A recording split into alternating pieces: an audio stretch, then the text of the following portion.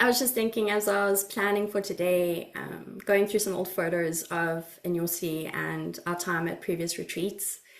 And I don't know, I think Abby and Marshall, or maybe I've had some experience like this. And Lisa, I can't wait for you to be able to have an experience like this. But there's just something so magical about the space. It is just so grounding. And we're on bush drives or game drives out in the bush. I mean, sometimes we do days in the bush where we're working with the animals around us.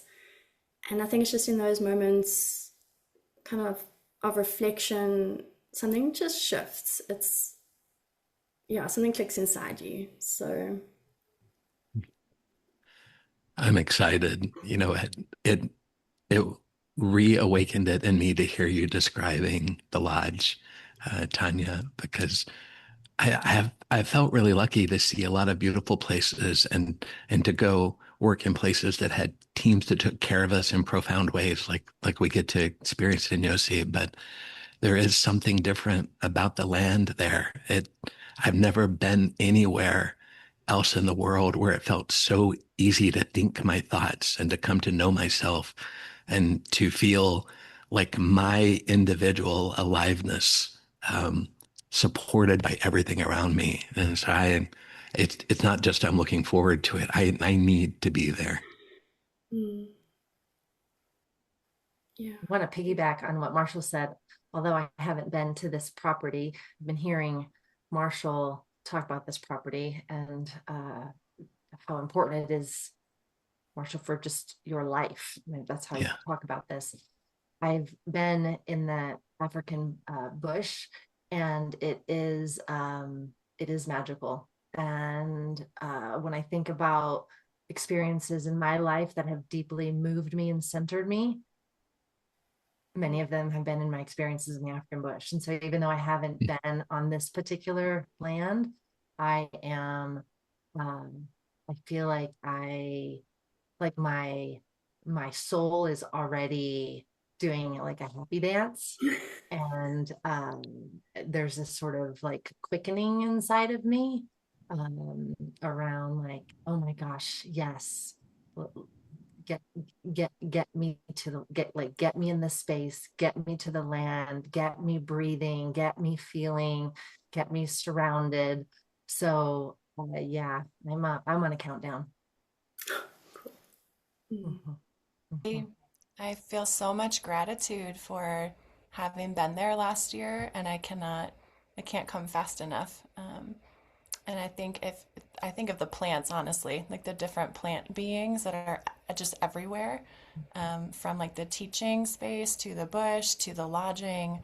Um, there's so many messages from the plant beings and the sounds, whether it's the owls or the birds or like the rain. The rain is so, and the wind, there's a lot to learn. Feels like I'm transformed by that place. And so I'm grateful to enter into it again with new faces and some familiar faces too. Mm. Yeah. And I think hearing all of you speak about a place, I mean, it's down the road from my house, but it's just something when you enter that space, it's different. And to be able to share that with all of you is just so beautiful.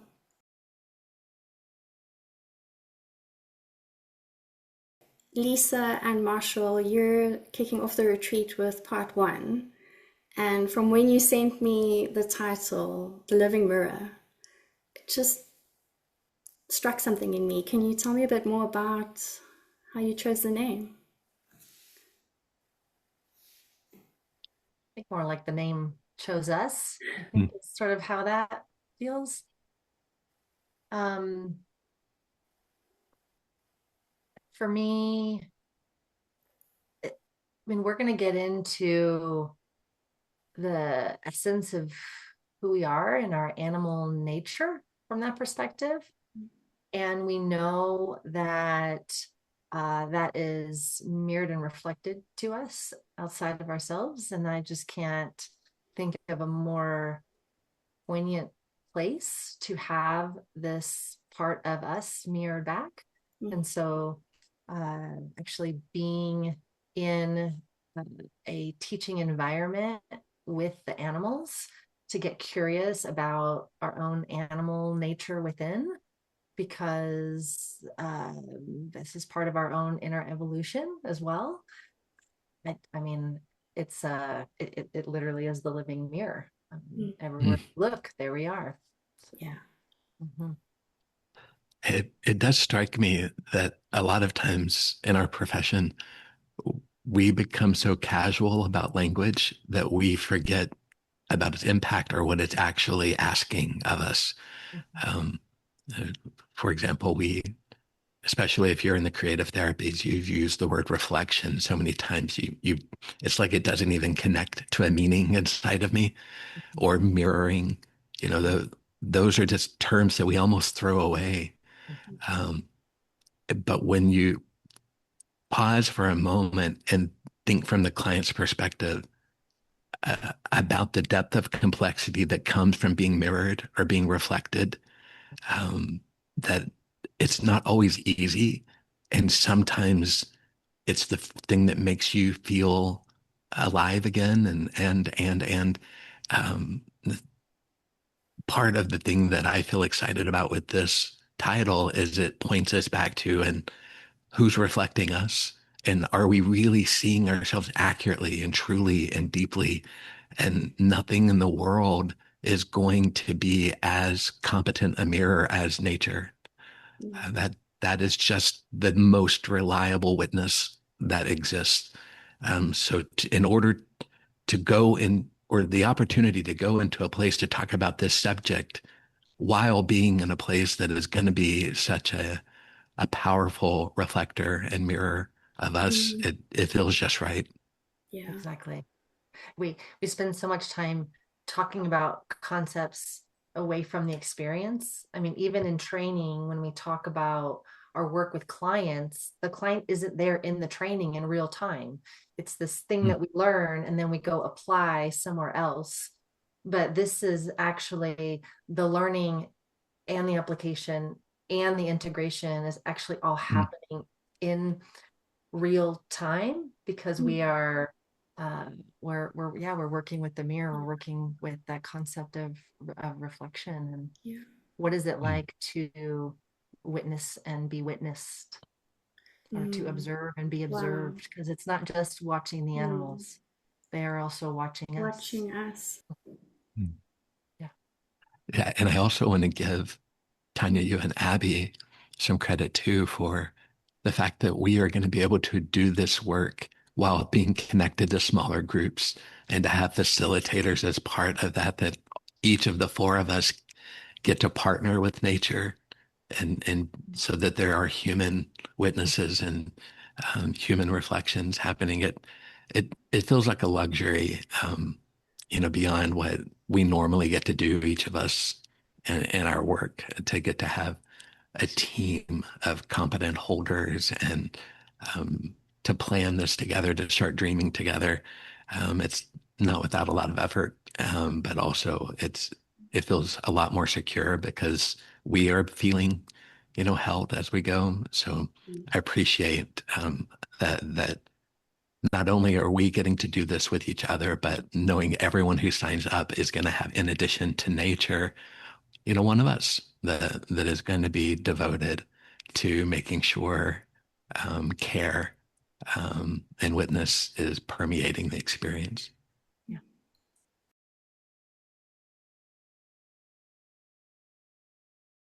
I think Marsha and Abby, it's kind of weird to interview myself, so I'm going to ask the two of you. For part two, what the elements remember, what has sort of resonated in your time at Nyosi, in us sort of coming up with this workshop for next year? Well, it's comforting to me when I remember that healing never started with humans. That earth and water and air and fire have understood more about woundedness and suffering and potential and resilience than my human mind will ever know, and how generously available the elements are there in Nyosi. That it just feels easier to remember them, easier to hear them, easier to become a student when I'm there. And part of my grief is not just when I leave, but the weeks since I departed the lodge. It feels like I'm slipping away from what once felt easier to remember. So I am probably most excited about being in the place with the best teachers in nature that I've ever experienced, and just continuing to try and discipline myself to figure out how to take it in a way that it still feels real some months later. Feels like the most trustworthy, like relational force to organize hurt or resilience and wisdom. And so I think there's such a safety in the container to take lots of risks at Nyosi. And so I'm excited to be there. And there's a lot of uncertainty that people might be holding as they think about coming. And I also think we hold that too, of like, I don't know. I just know that I trust the elements to show themselves and reveal to us what we need too. So we're kind of with people in the uncertainty, and that feels really exciting to me, to be in relationship with the uncertainty with such trustworthy teachers. Mm-hmm. Tanya, I know that you said that you weren't going to, you said it's weird that you're a facilitator. So let me ask you the question. I thought I was going to get out of this. You're an important part of part 2. So what was the question?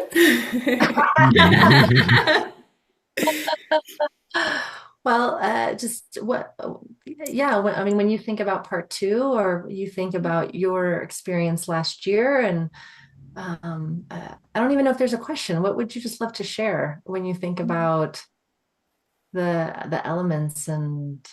Yeah. I think it starts from when you drive into Nyosi and you arrive. There's something about the air, the smells, the ground. It's this like deep red, orange earth. The sights. I mean, you just look over this expanse of the Starder Valley, and that's what I love about doing the game drives, when you go out and you just sort of crest over the top of the hill and you just see the fynbos. And I think what is so beautiful is the different sort of ecosystems that are there just in this space. When we're allowed to go out and they take us out into the bush and we're allowed to actually be on the land, there's just something so grounding. And so I think that was it. We've sort of been doing it all along. And then something just popped into our heads where it's like, I mean, I remember at last year's retreat, everyone was sort of joking. I was busy talking and I said something quite poignant, and like there was just this downpour of rain. Everyone was like, did you make that happen? I'm like, no, it's the place.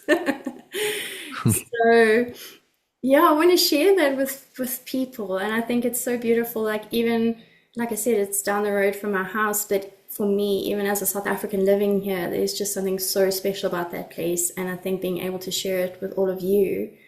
And I think, as Marshall said, and Abby sort of saying about, the nature as the grounding and heart holds that space, but also for all of you, and having worked with you or attended your workshops, also knowing you as facilitators and the energy that you bring, each one of you, to every workshop that I've seen, been with, that holding space.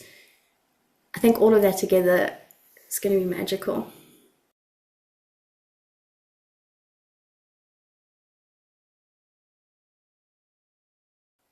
What we were just speaking about is, with everything that is going on in the world right now, some people may be feeling a little hesitant about traveling, what would you say to someone who really does want to come but might be a bit hesitant? Yeah, I understand that the hesitancy, and there is sort of, you can almost feel the world right now is holding its breath.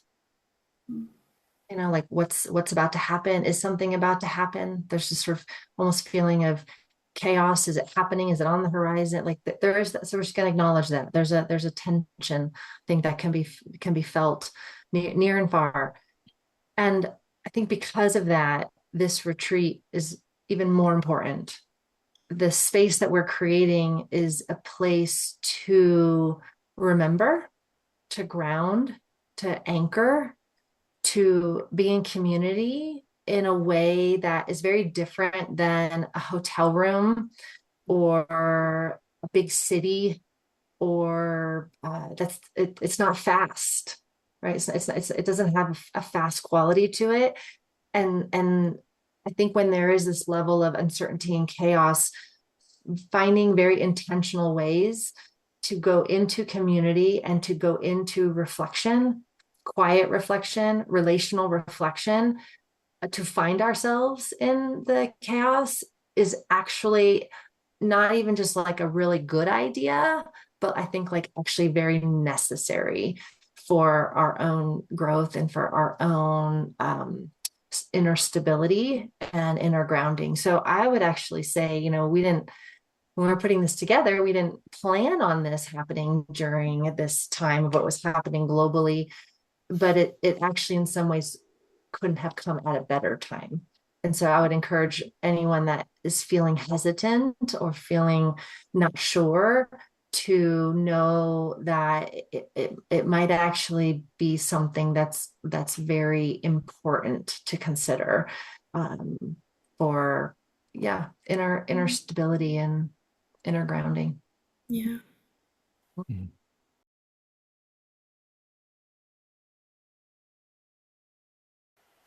All I can say is sign me up. If I wasn't facilitating and organizing this, I would be attending. And so I think for people who don't know, we've organized I don't know if you can hear that in the background. Those are hardy dars. You'll get to hear them when you come here. They're great in a mindfulness session when I'm trying to ground someone, and then they come past and let us know they're around. So as I was saying, for participants can either attend the full retreat, which is over 2 weeks, or they can attend part 1 and the living mirror, or part 2, which is what the elements remember, as standalone workshops. So we really try to curate this as an experience for people depending on time and, you know, what they can give, so that they can really make this a journey that is special for themselves.